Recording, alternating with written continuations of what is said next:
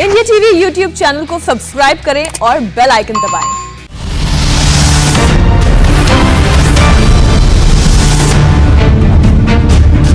तो उत्तर प्रदेश की 50 बड़ी खबरें हमने देखी और अब मेरे साथ देखिए इलेक्शन का सबसे बड़ा शो। अब की बार किसकी सरकार? आपके साथ मैं हूं ज्योति मिश्रा।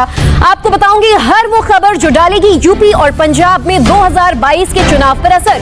तो सबसे पहले आपको आज की 3 बड़ी खबरें हम दिखा देते हैं। पहली बड़ी खबर आज की क्या होने वाली है ये आपको बताते हैं, जो उत्तर प्रदेश से है। चुनाव से पहले यूपी से ये बड़ी खबर आ रही है कि रोहिंग्या रैकेट का पर्दाफाश किया गया है। 3 मानव तस्करों को, रोहिंग्याओं को गिरफ्तार किया गया। इनके कब्जे से 2 नाबालिग रोहिंग्या लड़कियां भी बरामद हुई हैं और ये गैंग पश्चिमी यूपी में लड़कियों को बेचने के लिए जा रहा था। क्या चुनाव से पहले रोहिंग्याओं को उत्तर प्रदेश में बचाने की कोई बड़ी साजिश की जा रही थी? पूरी डिटेल्स कुछ ही देर में। और नजर आज की दूसरी बड़ी खबर पर। तो आज दूसरी बड़ी खबर भी उत्तर प्रदेश से, जहां ब्राह्मण पॉलिटिक्स अभी फिर जोरों पर जारी है। आज मायावती ने कहा कि उनके ब्राह्मण सम्मेलन से विरोधियों की नींद उड़ गई है। बीएसपी की तर्ज पर बीजेपी नेता भी ब्राह्मण सम्मेलनों में जाने लगे हैं। क्या वाकई ब्राह्मणों के हाथ उत्तर प्रदेश के सत्ता की चाबी है? पूरा विश्लेषण आगे देखेंगे कुछ ही देर में। नजर आज की तीसरी बड़ी खबर पर, जो पंजाब से है। आज पंजाब में क्या बड़ा डेवलपमेंट हुआ? आज नवजोत सिंह सिद्धू ने मुख्यमंत्री अमरिंदर सिंह से मुलाकात की, उन्हें एक लेटर भी सौंपा। लेकिन क्या इस मीटिंग की इनसाइड स्टोरी है? ये भी मैं आपको बताऊंगी अब से कुछ ही देर में। तो आज की सबसे बड़ी खबर, इलेक्शन शो की शुरुआत इस साजिश से। चुनाव में पहले उत्तर प्रदेश में रोहिंग्याओं को लेकर एक बड़े रैकेट का पर्दाफाश हुआ है। यूपी के ADG law and order Prashant Kumar ने खुलासा किया है और 3 मानव तस्करों को आज पकड़ा गया। इन्हें गिरफ्तार किया गया जो बांग्लादेशी महिलाओं की तस्करी करने वाले थे और तीनों लोगों को आज एटीएस ने पकड़ा। एटीएस ने गाजियाबाद स्टेशन पर 5 लोगों को हिरासत में लिया। इनमें बांग्लादेश से लाई जा रही 2 लड़कियों को पकड़ा गया है, जबकि 2 तस्करों को गिरफ्तार भी किया गया। इनके अलावा दिल्ली से एक मानव तस्कर को पकड़ा गया। ये बांग्लादेश और म्यांमार से लड़कियों को लाया करते थे और यहाँ लोगों से पैसे लेकर उनकी शादी करवा दिया करते थे। तो गिरफ्तार किए गए तीनों रोहिंग्या मानव तस्करी के इन मानव तस्करों के नाम जो बताए जा रहे हैं वो है नूर मोहम्मद, रहमत उल्ला और शबी उल्ला। नूर मोहम्मद फिलहाल त्रिपुरा में रहता था, वो बांग्लादेश का नागरिक बताया जा रहा है, जबकि रहमत उल्ला और शबी उल्ला जम्मू कश्मीर में रोहिंग्या कैंप में रहते थे और ये दोनों म्यांमार के नागरिक बताए जा रहे हैं जो इस बड़े रैकेट में शामिल थे। UP ADG law and order Prashant Kumar ने एक और खुलासा किया। उन्होंने बताया कि यूपी में पहले भी कई रोहिंग्या पकड़े गए, ये तो आज पकड़े गए उन 3 रोहिंग्याओं की तस्वीर। लेकिन एटीएस को खुफिया खबर मिली थी कि एक अंतर्राष्ट्रीय गिरोह बांग्लादेश और म्यांमार के नागरिकों को ब्रह्मपुत्र मेल से दिल्ली एनसीआर ला रहा है। इन्हें फर्जी डॉक्यूमेंट्स बनवाकर यूपी में बसाने की साजिश रची जा रही थी। एटीएस की टीम ने गाजियाबाद में ट्रेन से उतारकर इन सभी लोगों से पूछताछ की तो पता चला कि ये लोग रोहिंग्या हैं। ये सूचना प्राप्त हो रही थी कि एक अंतर्राष्ट्रीय गिरोह बांग्लादेश व म्यांमार के नागरिकों को विशेष रूप से महिलाओं और बच्चों को अवैध रूप से भारत में लाकर उनके कूट रचित प्रपत्र तैयार करा के भारत के विभिन्न राज्यों एवं एनसीआर में जो हमारा क्षेत्र है नोएडा और गाजियाबाद तथा दिल्ली में भी लोगों को बसाते हैं। रोहिंग्या और बांग्लादेशी महिलाओं को शादी तथा पुरुषों और बच्चों को फैक्ट्रियों में काम करने जैसे प्रलोभन देकर अवैध रूप से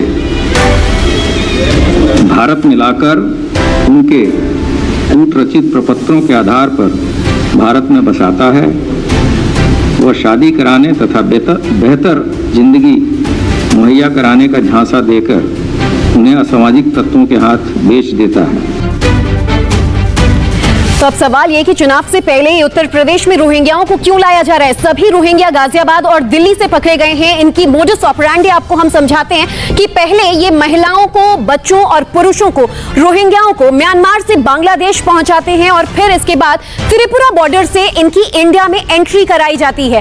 फिर ट्रेन के जरिए इन्हें पश्चिमी यूपी के शहरों में भेजा जाता है। रोहिंग्या महिलाओं को जहां शादी का लालच देकर लाया जाता है, वहीं पुरुषों को नौकरी का झांसा देकर और फिर यहां इन्हें लालच देकर बेच दिया जाता है, मानव तस्करी की जाती है। तो एडीजी प्रशांत कुमार ने बताया कि रोहिंग्या के पूरे रैकेट का खुलासा मुख्य आरोपी नूर मोहम्मद से पूछताछ में हुआ। यह सब एक बड़ी सोची समझी साजिश के तहत हो रहा था। ये तो अवश्य है कि एक सोची समझी रणनीति के तहत इसको लाया जा रहा है और यहाँ चूंकि उनकी वेशभूषा या रहन सहन या जो आसानी से वो यहाँ के पॉपुलेशन के साथ मिक्स हो जा रहे हैं, तो ये पता करना बहुत मुश्किल है कि ये लोग यहाँ के हैं या बाहर के हैं। तो हाँ, ऐसी स्थिति में लगातार चीज़ें जो मुख्य लोग हैं, मैंने पहले भी बताया था कि हम केवल किंग पिन जो इस तस्करी में शामिल हैं, हम लोग उन पे फोकस कर रहे हैं ताकि इस चीज़ों को रोका जा सके। तो सवाल वही है ऐसे में कि चुनाव से पहले उत्तर प्रदेश में रोहिंग्याओं की एक्टिविटीज अचानक क्यों बढ़ गई हैं? क्या रोहिंग्याओं को यूपी में बसाने के पीछे कोई बड़ी साजिश है? क्या चुनाव से पहले जानबूझकर रोहिंग्याओं को लाया जा रहा है? क्या यूपी की डेमोग्राफी को बदलने की कोशिश की जा रही है? क्या पश्चिमी यूपी रोहिंग्याओं का नया अड्डा बन रहा है? यूपी की सियासत से जुड़ी एक और बड़ी खबर इस वक्त आपको बता दें। चुनाव से पहले रोहिंग्याओं की एंट्री तो की ही जा रही है, लेकिन उत्तर प्रदेश में एक और बड़ा मुद्दा है बीजेपी के सांसदों की 28 और 29 जुलाई को दिल्ली में होने वाली बैठक। सांसदों के अलावा बैठक में राष्ट्रीय अध्यक्ष जेपी नड्डा, सीएम योगी आदित्यनाथ, प्रदेश बीजेपी अध्यक्ष स्वतंत्र देव सिंह और यूपी बीजेपी प्रभारी भी इस बैठक में शामिल होंगे और अलग अलग क्षेत्र के सांसदों के साथ ये बैठक की जाएगी। तो आगे बढ़े, यूपी में इलेक्शन से पहले ब्राह्मण पॉलिटिक्स फुल ऑन है। सभी बड़ी पार्टियां ब्राह्मणों का 12% वोट पाने की एड़ी चोटी का जोर लगा रही हैं। बीएसपी ब्राह्मण सम्मेलन करा रही है तो बीजेपी के बड़े नेता भी ब्राह्मण सम्मेलन में पहुंचने लगे हैं। अखिलेश यादव भगवान परशुराम की मूर्ति लगाकर ब्राह्मणों को अपने पाले में करने की कोशिश करने में लगे हुए हैं। ब्राह्मणों को लेकर बीएसपी के कैंप में सबसे ज्यादा हलचल है। पार्टी ब्राह्मण सम्मेलन तो करवा ही रही है। पार्टी प्रमुख मायावती भी अग्रेसिव मोड में है। पिछले 24 घंटे में मायावती की सोशल मीडिया की टाइमलाइन पर अब एक नजर डालें तो सिर्फ और सिर्फ ब्राह्मण छाए हुए हैं। मायावती ने पिछले 24 घंटे में 3-4 ट्वीट्स किए और इन ट्वीट में उन्होंने क्या कहा? ब्राह्मण सम्मेलन से विरोधियों की नींद उड़ी हुई है, ये कहा मायावती ने। और साथ ही इसे रोकने के लिए विरोधी तरह तरह के हथकंडे अपना रहे हैं, लेकिन ब्राह्मणों का भरोसा बसपा में बना हुआ है। ये पहला ट्वीट। मायावती का दूसरा ट्वीट आपको दिखाएंगे हम। मायावती ने कहा कि सतीश चंद्र मिश्र की अगुवाई में यूपी में ब्राह्मण सम्मेलन काफी चर्चा में है। तो ये पहला ट्वीट मायावती का आप देखिए, जहां वो कह रही है कि मेरे निर्देशन में पार्टी महासचिव व राज्यसभा सांसद सतीश मिश्र द्वारा यूपी में चल रहे प्रबुद्ध वर्ग संगोष्ठी, जो ब्राह्मण सम्मेलन के नाम से काफी चर्चा में है, के प्रति उत्साहपूर्ण भागीदारी ये प्रमाण करता है कि बीएसपी पर उनका सजग विश्वास बना हुआ है। और मायावती का दूसरा ट्वीट क्या है? अयोध्या में श्री रामलला के दर्शन से शुरू हुआ कारवां अंबेडकर नगर और प्रयागराज जिलों से होता हुआ लगातार सफलतापूर्वक आगे बढ़ता जा रहा है, जिससे विरोधी पार्टियों की नींद उड़ी हुई है। मायावती ने इसके बाद एक और ट्वीट किया। इसमें मायावती ने लिखा कि बसपा की कार्यशैली संकीर्ण चुनावी सोच से हमेशा अलग रही है और इसी कारण 2007 में सरकार बनते ही उन्होंने अपर कास्ट की भर्ती पर लगी रोक को तुरंत हटा लिया था। तो अब यानी क्लियर है कि बीएसपी ने ब्राह्मण वोट को साधने के लिए पूरी ताकत झोंक दी है। बीएसपी ने ब्राह्मण सम्मेलन को प्रबुद्ध सम्मेलन का नाम दिया है। ताजा खबर यह है कि अयोध्या से शुरू हुआ ये सिलसिला जल्द ही मथुरा और वृंदावन भी पहुंचने वाला है। वृंदावन में 1 अगस्त से बीएसपी का ब्राह्मण सम्मेलन शुरू होगा। इसमें पार्टी महासचिव सतीश चंद्र मिश्र समेत दूसरे ब्राह्मण नेताओं के भी नाम शामिल हैं। बीएसपी के राष्ट्रीय महासचिव सतीश चंद्र मिश्र ने कहा कि ब्राह्मणों को एकजुट करने का अभियान अभी थमने नहीं वाला है। लगातार 75 जिलों में यह अभियान जारी रहेगा। बीएसपी महासचिव सतीश मिश्र आज कौशाम्बी में थे। उनसे जब सवाल पूछा गया कि अगस्त में अमित शाह और जेपी नड्डा भी यूपी आ रहे हैं, तो सतीश चंद्र मिश्र ने कहा कि विरोधियों में उनके ब्राह्मण सम्मेलन को लेकर हड़कंप मचा हुआ है। देखिए, आपको मैं ये बताना चाहता हूँ, जिस दिन हम लोगों का कार्यक्रम अयोध्या में था और अयोध्या में जिस दिन हमारा कार्यक्रम था, उसके अगले दिन माननीय मुख्यमंत्री जी को अयोध्या पहुँचना पड़ गया। तो अब तो इस कार्यक्रम में जिस तरह से ब्राह्मण समाज पूरा एकदम से उठ खड़ा हुआ है, जिसको कि इन्होंने दबा रखा था, आज वो एकदम से खड़ा हो गया। 3 करोड़ के ऊपर का ब्राह्मण समाज है, खड़ा हो गया है। तो अब अभी क्या, अभी तो आप कई नाम लेंगे, एक के बाद आप यही सब लोग दिखेंगे यहाँ पर, क्योंकि इनको एकदम से अपनी जमीन खिसकती दिख रही है ना। तो बीएसपी के ब्राह्मण सम्मेलन की शुरुआत अयोध्या में 23 जुलाई को हुई। अयोध्या के बाद अंबेडकर नगर और फिर प्रयागराज, आज कौशाम्बी में प्रबुद्ध जन सम्मेलन हुआ। इन सभी सम्मेलनों में सतीश चंद्र मिश्र शामिल हुए। सतीश चंद्र मिश्र जिस जगह भी सम्मेलन में पहुंच रहे हैं वहां सबसे पहले मंदिरों में पूजा अर्चना करने के लिए जाते हैं और फिर सम्मेलन के बाद भाषण देते हैं। 1 अगस्त को बीएसपी के ब्राह्मण सम्मेलन का कारवां अब मथुरा वृंदावन भी पहुंचने वाला है।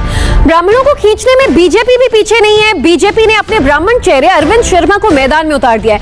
वेस्ट यूपी के गाजियाबाद में ब्राह्मण त्यागी भूमिहार सम्मेलन किया गया। इसमें बीजेपी के एमएलसी और प्रदेश उपाध्यक्ष अरविंद शर्मा शामिल हुए। अरविंद शर्मा का गाजियाबाद में भव्य स्वागत किया गया। एके शर्मा जिंदाबाद के नारे लगे। ब्राह्मण भूमिहार सम्मेलन में अरविंद शर्मा ने कहा कि तिलक तराजू और तलवार में कोई मतभेद नहीं है। कुछ नेताओं और राजनीतिक दलों ने इन्हें एक दूसरे से अलग करने का षड्यंत्र किया है। ब्राह्मण सभी वर्ग को साथ लेकर चलता है।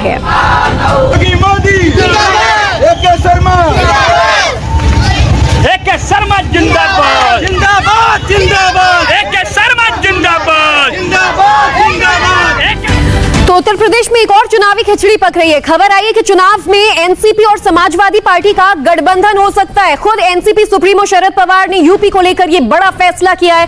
सूत्रों के मुताबिक अखिलेश यादव और शरद पवार के बीच अलायंस पर बात फाइनल हो चुकी है, सिर्फ सीटों का बंटवारा होना बाकी है। आपको याद होगा कि पहले शरद पवार के घर पर कुछ दिन पहले पार्टियों की बैठक हुई थी, चाय पर चर्चा हुई थी। इसमें समाजवादी पार्टी के नेता भी मौजूद थे और एनसीपी ने कहा है कि यूपी में समाजवादी पार्टी के साथ मिलकर चुनाव लड़ेंगे ताकि बीजेपी को हराया जा सके। लेकिन शरद पवार के साथ अखिलेश को कितना फायदा मिलेगा ये पता नहीं, क्योंकि यूपी में पवार की पार्टी एनसीपी का ज्यादा प्रभावी नहीं है। यूपी की पॉलिटिक्स आपने देखी, लेकिन पंजाब से भी आज एक बड़ी खबर आई है। सिद्धू और कैप्टन मिले हैं। क्या बातचीत हुई दोनों के बीच आपको बताऊंगी। बस चुनावी बुलेटिन में बात पंजाब की कर लेते हैं। पंजाब कांग्रेस के अध्यक्ष बनने के बाद पहली बार आज नवजोत सिंह सिद्धू सीएम अमरिंदर सिंह से मिलने पहुंचे। दोनों के बीच काफी देर तक बैठक चली और क्या क्या बातचीत हुई ये आपको बता देते हैं। चंडीगढ़ में सचिवालय में हुई कैप्टन और सिद्धू की इस मुलाकात में सिद्धू ने एक चिट्ठी सौंपा। पहले अमरिंदर सिंह से उन्होंने मिलने का वक्त मांगा था। अमरिंदर ने घर पर बुलाने के बजाय सचिवालय में अपने ऑफिस में अपने दफ्तर में सिद्धू को इनवाइट किया और इस मीटिंग के बारे में इनसाइड स्टोरी है कि इसमें कैबिनेट में फेरबदल को लेकर चर्चा हुई है। हालांकि आधिकारिक तौर पर बताया जा रहा है कि सिद्धू ने अमरिंदर सिंह को एक चिट्ठी सौंपी जिसमें कई सुझाव दिए गए हैं। सिद्धू के साथ पंजाब कांग्रेस के कार्यकारी अध्यक्ष कुलजीत नागरा समेत संगत सिंह, सुखविंदर सिंह और पवन गोयल मौजूद रहे।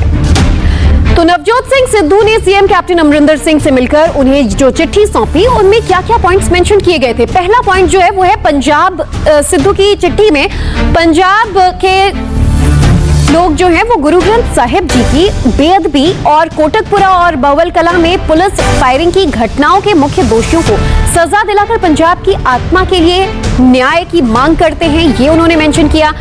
और इस चिट्ठी में जो दूसरा पॉइंट मेंशन था वो ये कि पंजाब में ड्रग्स तस्करी के पीछे एसटीएफ की रिपोर्ट में बताई गई बड़ी मछलियों को तुरंत गिरफ्तार किया जाए। तीसरे पॉइंट में लिखा गया था कि कृषि पंजाब की रीढ़ है, हम सभी केंद्र के 3 काले कानूनों के खिलाफ विरोध करते हैं। पंजाब सरकार को न केवल 3 काले कानूनों को के कुछ खंडों को संशोधित करना चाहिए, सिफारिश करनी चाहिए, बल्कि उन्हें पूरी तरह से अस्वीकार कर देना चाहिए। चौथा पॉइंट, हमारी सरकार को राज्य के खजाने को बिना किसी नुकसान के दोषपूर्ण बिजली खरीद समझौते को रद्द कर 2017 के चुनावी वादे को पूरा करना चाहिए। तो ये तो रही पंजाब की बात। चुनाव की ढेर सारी खबरें और भी हैं। 5 मिनट के बस एक ब्रेक के बाद देखिए चुनाव चालीसा।